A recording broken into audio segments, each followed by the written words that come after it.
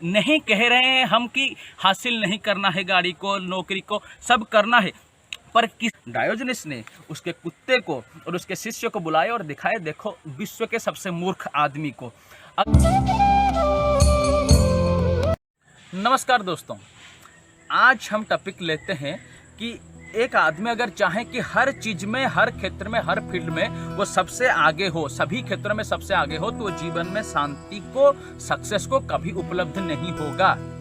कोई आदमी कहेगा कैसे?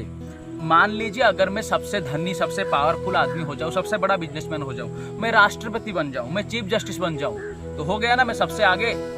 नहीं हो सकता। जरा गौर कीजिएगा, आप राष्ट्रपति हो गए हैं, सबसे बड़े आदमी हो गए हैं, चीफ जस्टिस हो गए हैं, चीफ सेक्रेटरी हो गए हैं, कुछ भी हो गए हैं, आप रास्ते पर चलकर जा रहे हैं और आपने देखा रास्ते पर कि आपसे सुंदर चेहरे वाले और एक आदमी चलकर जा रहा है और आपने सोचा कि मेरे पास तो ये सुंदर चेहरा नहीं है। उस फील्ड में आप उससे पीछे हो गए। आपके पास सुंदर चेहरा है, आप जा रहे हैं, आप देख रहे हैं कि कोई ऐसे गाना गा रहा है कि आपके पास वो कला नहीं है, खो रहे हैं उसके गाने में लोग, आपके पास वो नहीं है, आप उस फील्ड में उससे पीछे हो गए। आपके पास पैसा है, गाड़ी है, आप सोच रहे हैं कि मैं सबसे आगे चला गया, आप जा रहे हैं, देख रहे हैं कि एक आदमी के पास गाड़ी नहीं है, पैसा नहीं है, पर लोगों की बौछार लगी है, इतने प्यार लोग उसे कर रहे हैं, आपके पास वो नहीं है। तो कहने के पीछे का कारण, सभी चीजों से एक आदमी द बेस्ट होने की कोशिश करेगा तो कभी नहीं हो पाएगा। सभी चीजों से, सभी क्षेत्रों में सबसे आगे ये होना इम्पॉसिबल है। अगर कोई आदमी चेष्टा करता है तो कभी शांति और सक्सेस को नहीं पा सकता। क्यों? क्योंकि इच्छा जब कोई होती है, अंदर डिजायर आती है, तो शांति, तृप्ति तभी मिलती है जब वो डिजायर पूरी हो जाए। अगर इच्छा, डिजायर ही ऐसी हो तो कभी फुलफिल नहीं होगा, तो वो शांति को, सेटिस्फेक्शन को, ब्लिस को, पीस को कभी उपलब्ध नहीं होगा। छोटी सी कहानी से समझने की कोशिश करेंगे, सच्ची घटना है। डायोजनीस नाम का एक फकीर था। फकीर का मतलब समझते हैं ना, जो सेटिस्फाइड है, रियल लाइफ पर्सन है, जीवन का अंतरतम तक जो गया है, जो फुल्ली तृप्त है, संपूर्ण तृप्त है, जिसके पास अंगूर नहीं था इसलिए खट्टा नहीं कह रहा है, अंगूर को पूरी तरह से भोंकर देख चुका है कि नहीं है इसलिए खट्टा कह रहा है, और परमानंद भी वो फकीर होता है। डायोजनीस नाम का एक ख्यातनामा फकीर था। उस समय सिकंदर का राज चल रहा था, सिकंदर विश्व विजय के लिए निकल रहा था। उसी रास्ते में उसने डायोजनीस का नाम बहुत सुने, वो डायोजनीस के पास जाना चाहा।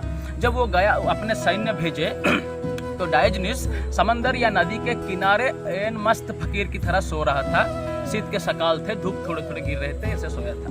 तो सैनिक जाकर कहे कि सिकंदर ने तुम्हें बुलाया है, तुम आओ सिकंदर को देखा करने के लिए, सिकंदर के साथ बात करने के लिए। तो डायोजनीस ने कहा, मुझे कोई सिकंदर से कुछ फर्क नहीं पड़ता, मैं नहीं जानने वाला। तो सैन्य उसे कहे, सिकंदर के जो सैन्य थे, उन्होंने उसे कहा कि तुम्हें सिकंदर बुला रहा है, तुम नहीं जाओगे, मारे जाओगे, मार देगा तुम्हें, तुम्हारा भाग्य है कि सिकंदर तुम्हें बुला रहा है। तो डायोजनीस ने कहा था कि जो खुद अंदर से मरा हुआ है, सड़ा हुआ है, वो मुझे क्या मारेगा। ये बात जब सैन्यों ने जाकर उसे कहा तो सिकंदर को बड़ा गुस्सा आया। वो खुद आया, आकर कहा कि क्या तुम एक फकीर हो, नंगे फकीर लेटे हो समंदर के किनारे, मैं विश्व विजय के लिए निकला हूं, तुम मुझे बोलोगे कि मैं मरा हुआ हूं अंदर से? डायोजनीस ने कहा, तुम मरे हुए हो ही नहीं तो तुम साबित करना क्या चाहते हो? तुम ये जो युद्ध हो रहा है, ये जो लाखों सैनिक जा रहे हैं, क्या दिखाना क्या चाहते हो? तो सिकंदर ने कहा कि मैं विश्व विजय करना चाहता हूँ, अब तक मैं आधे विश्व लगभग जीत चुका हूँ। तो डायोजनीस ने पूछा, इसके बाद क्या करना है? उसने कहा कि इसके बाद भारत जीतना है, एशिया जीतना है, एशिया माइनर जीतना है। इस तरह से उसके बाद पूछता गया, वो एक एक बताता गया। बहुत परिश्रम, बहुत सैन्य बल, बहुत रक्तपात, बहुत धन इकट्ठा कर करके मैं ये जीतता जा रहा हूँ। इसके बाद पूरा विश्व जीत लूंगा। फिर डायोजनीस ने कहा, उसके बाद? उसने कहा, उसके बाद क्या? उसके बाद विश्राम करूंगा, मस्त आराम करूंगा। डायोजनीस ने उसके कुत्ते को और उसके शिष्य को बुलाया और दिखाया, देखो विश्व के सबसे मूर्ख आदमी को, अगर तुम्हें विश्राम ही करना है, अंत में मैं तो विश्राम कर रहा हूं अभी, मस्त फकीर की तरह, तुम विश्व को विजय करके वही विश्राम करोगे? तुमसे मूर्ख कोई नहीं है। अगर विश्राम ही करना है तो अब तो मैं शांति से कर ही रहा हूं। तुम्हारे अंदर दीनता है, तुम्हारे अंदर छोटापन है, इसलिए तुम खुद को दिखाने के लिए जा रहे हो, दिखाने के बाद विश्राम करोगे। साबित करने के लिए, द बेस्ट खुद को दिखाने के लिए वही कोशिश करेगा जो अंदर से खुद के नजर में छोटा हो, जो खुद के नजर में पूर्ण है, वो साबित करने की कोशिश नहीं करेगा, वो पूर्ण है। तो बात तो जची सिकंदर को। उसने देखा कि मैं आधे विश्व मेरे पास होने के बाद भी वो चीज, वो खुशी नहीं है जो इसके पास है। उसने कहा, मैं आपसे प्रभावित हूं पर पीछे नहीं लौट सकता। विश्व विजय करके लौटने के समय आपके लिए क्या लाऊं, मेरी बहुत इच्छा है। डायोजनीस ने उसे कहा, फकीर ने, कि तुम लौटोगे ही नहीं, लाओगे क्या मेरे लिए? कभी कोई नहीं लौटा है।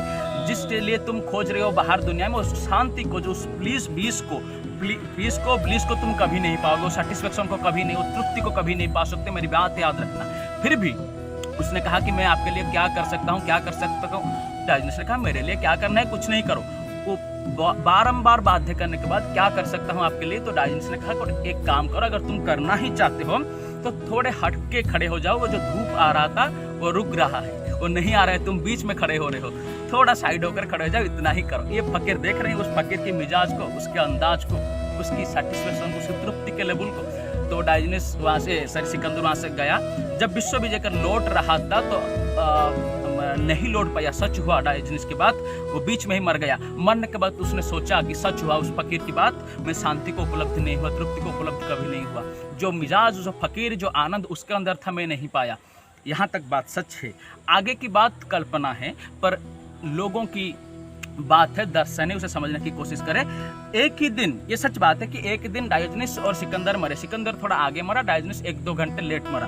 तो बात ये कहती है कि सिकंदर जा रहा है स्वर्ग के लिए, उसके पीछे पीछे, क्योंकि लेट मरा, उसके पीछे पीछे फकीर डायोजनीस जा रहा है स्वर्ग के लिए। स्वर्ग के लिए कोई नहीं जा रहा, ये बात तो समझाने के लिए। कोई के मूर्खेंगे स्वर्ग कहाँ है, स्वर्ग पर नहीं, ये बातें समझाने के लिए इंटेलेक्चुअल प्रोसेस है कि डायोजनीस, सिकंदर जा रहा है आगे, डायोजनीस जा रहे हैं पीछे पीछे।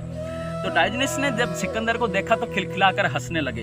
वो हंसी उसके कान में पड़ी सिकंदर की। वो पहले खुश हो गया कि वो फकीर फिर से मिल गया, क्योंकि उसको देखने में ही शांति थी, पर डरा भी, क्योंकि बात तो उसी की सच हुई। अब वो ताने मारेगा, अब वो जिस तरह से ताने मारता है हार्ट अटैक आ जाए। सिकंदर घुमा और अपने दीनता को छिपाने के लिए फिर से कहने लगा, देखो डायोजनीस, एक राजा और एक फकीर की फिर से भेंट हो गई, और कहकर हंसने लगा उसकी दीनता को छुपाने के लिए। तब डायोजनीस ने और जोर से हंसने लगा और कहा कि बात तो तुम सच कह रहे हो कि एक राजा और एक फकीर की भेंट हो गई, पर थोड़ी गलत कह रहे हो। कौन राजा है, कौन फकीर है, जरा सोच लो। फकीर भिखारी आगे जा रहा है, सिकंदर राजा, डायोजनीस पीछे जा रहा है। तुमने जिंदगी भर में गधों की तरह खट खट कर, गधों की तरह जी कर जो चीज हासिल किया है, वो सभियों को, जिंदगी तो नहीं जी पाए, गधों की तरह जिए, उसके बाद भी जो हासिल किया तो सबको छोड़कर आ रहे हो भिखारी बनकर। मैं जिंदगी को ऑलमोस्ट फकीर की तरह जीकर आनंद से सब कुछ लेकर आ रहा हूँ। कौन फकीर है, कौन भिखारी है और कौन राजा, ये जरा सही कर लो। लोग कथा कहती है कि सिकंदर की सर झुक गई। नहीं कह रहे हैं हम कि हासिल नहीं करना है, गाड़ी को, नौकरी को, सब करना है, पर किसी से बेस्ट नहीं होना है, किसी को काट कर नहीं होना है, किसी को पीछे रखकर नहीं होना है, अपने में पूर्ण होना है। एक कुत्ते के पीछे अगर आप एक बॉम्ब की, एक विस्फोटक की माला लगा दे, रेस में वो फर्स्ट हो जाएगा। उस फास्ट की होने की कोई मतलब नहीं, उस प्राथमिकता की कोई मतलब नहीं है, वो जिंदगी में सफल नहीं हो पाया। किसी से फास्ट होने की कोशिश में लगेंगे तो हो नहीं पाएंगे कभी भी। अपने में जो है, जो आप हो सकते हैं, उसको पूर्ण तरह से होइए, कमल की तरह खिलिए, जिस तरह से कि बड़े बड़े लोग हुए हैं। जो भी आदमी बड़े सक्सेस हुए हैं अपने ही फील्ड में पूर्ण तरह से 100% देकर सक्सेस हुए हैं, उसी में ही शांति, सेटिस्फेक्शन है। नमस्कार।